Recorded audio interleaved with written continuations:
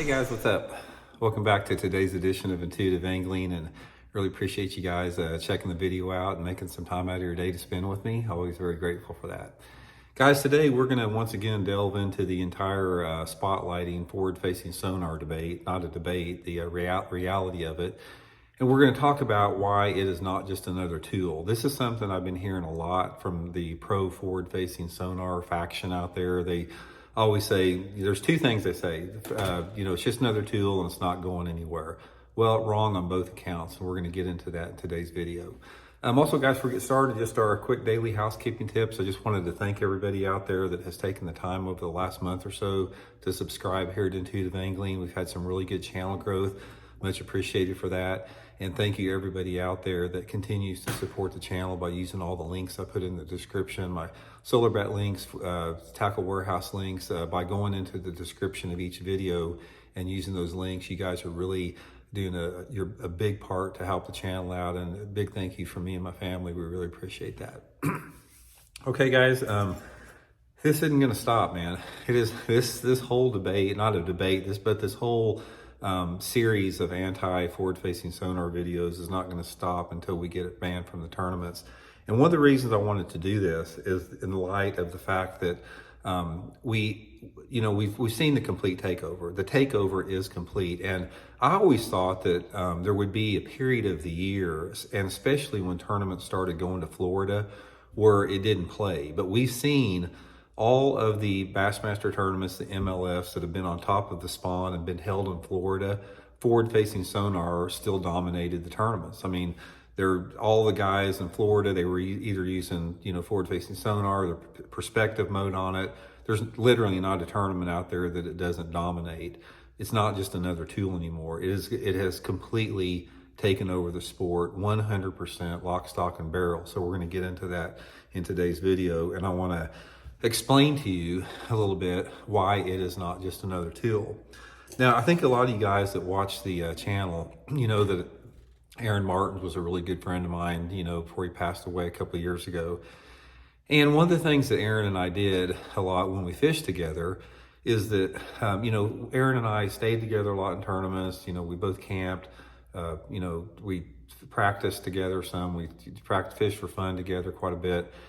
And the things that we did is we shared information, and I would share my flipping and pitching techniques and my jerkbait tricks and secrets with Aaron, and he would share with me mainly his drop shotting and shaky head techniques and his ability with electronics. Because when Aaron was here, when Aaron was at the top of his game, he was probably the premier electronics angler. He had a better understanding of electronics than anybody, and he really wanted to teach me a lot about it.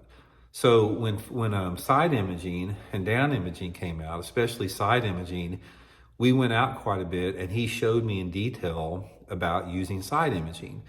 And the thing that Aaron did with side imaging, he didn't use side imaging to see fish. His entire approach with side imaging was to locate structure, like, stumps and rock piles, brush piles, all that type of stuff. All the times that we went out fishing together, he never showed fish. He never looked for fish. He was always just looking for hard structure on the bottom out there.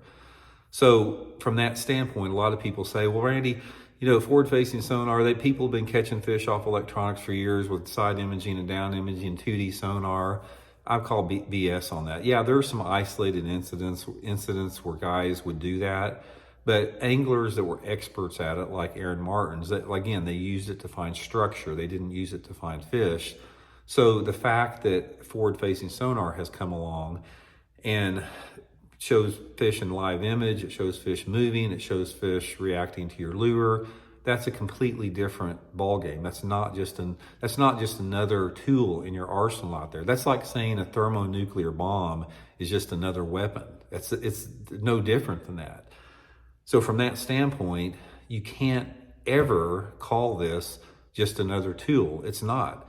It's not another tool. It's a destructive tool, but it's not another tool.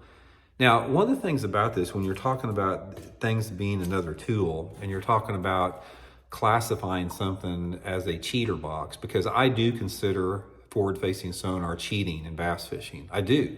And I'll argue that point with anybody, because I'll use the whole Boone and Crockett scoring system, for example. Boone and Crockett will not recognize record trophy animals that are taken with high technology out there, because they say it is not fair chase, and their records are based upon animals taken through fair chase, which the technology does not provide that. It's the same thing with bass fishing. It's like bass taken using forward facing sonar are not taken through fair chase. It's cheating. That's all it is. And the thing that really affirmed that to me was how many times that I have heard, not only from myself, but people relating stories that they're anglers and that they're talking to people. They go to friends of theirs that don't fish, like people that have no clue about, they've never caught a fish before, they don't know anything about fishing, and they explain to them what forward-facing sonar is.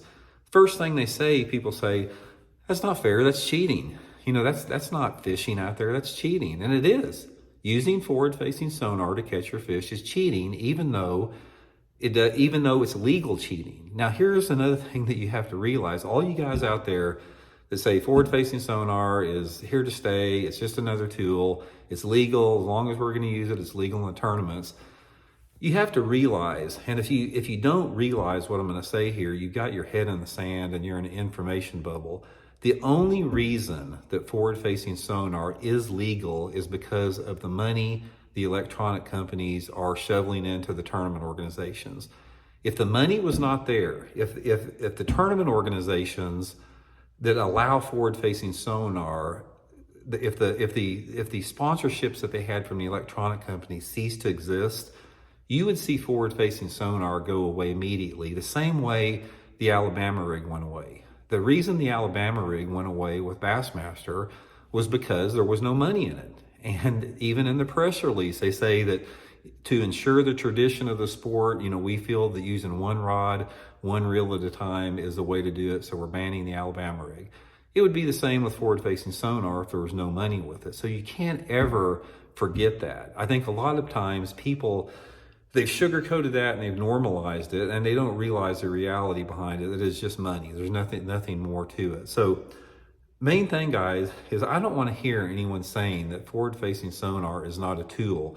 There's not another tool out there in bass fishing that 100% has morphed the sport and changed the sport and dominates the sport, and has completely taken over the sport on every aspect of it, like the cheater box has, like spotlighting for bass has. Stop calling it forward-facing sonar technology. Call it for what it is. It's a cheater box. Forward-facing sonar is a cheater box. That's what it is. And that's what we're going to start, referring to it here on the channel.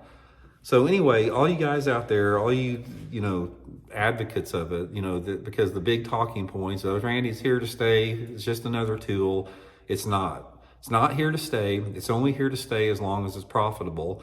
And it is not just another tool. It's a destructive tool. It's not another tool. It's a destructive tool. Call it for what it is.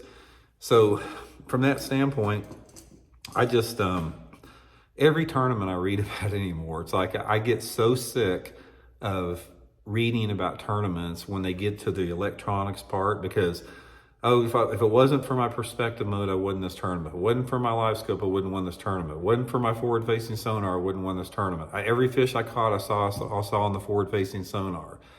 Do we really want this sport of bass fishing to turn into nothing but forward-facing sonar minnows on a spinning rod with braided fluorocarbon and $50,000 worth of electronics? Because that's what it is. And it's a disgrace. It's an absolute disgrace to the sport. It's an insult to the bass. It is. I mean, catching a bass that you don't even know is there unless you see it on a video screen is an insult to that bass. That bass deserves more respect than that, and you're not giving it. If you're catching bass that you're actually seeing moving around in real live imaging on a screen, it's no different than you driving down a country road at night and shining a spotlight on a 10-point buck and shooting it in a field sitting in your truck. It's the same thing. So I'm just getting sick of it, guys. I am unapologetic about it. It's just a lot of people are. The more more people every single day are coming out against it all the time. Tournament organizations are having a hard time defending it. They're basically ignoring the opposition to it. And as you see this complete takeover more and more and more, and as you see, excuse me, and as you see a deterioration in the performance of the mainstream veteran tournament anglers who are never going to win a tournament again without it, you're going to start seeing a little bit more vocal opposition to it. But anyway, point is, it's not another tool. It's not here to stay. Call it for what it is. It's cheating. It's a cheater box. And it's going to remain that, because I'm getting ready to do a video right now. I don't know if you guys have seen it, but there's some dude that came up with this. They came up with this line, the fishing line, that shows you it's an underwater camera in the fishing line that shows you on a screen exactly what your lure is doing on the bottom down there. So this is the type of technology that's out there. This forward-facing sonar that we see right now, that even though it costs $50,000 to outfit your boat with it, it's just in the infancy stages. It's rudimentary. These electronic companies, they don't have any intention on cutting back or holding back or thinking about what they're doing. It's balls to the wall. It's maximum profit margins to be created. There's nothing in it besides that. So we're going to keep hammering away at it on this channel, guys. And I'll tell you one thing: all you guys out there that don't use forward-facing sonar, we got to everybody get everybody's back, because you need it, and you can go to sleep at night knowing that you're fighting the good fight. So stay strong, stay tough. You're going to be on the right side of the history when this is all said and done. So we'll keep hammering away at it. So talk to you later.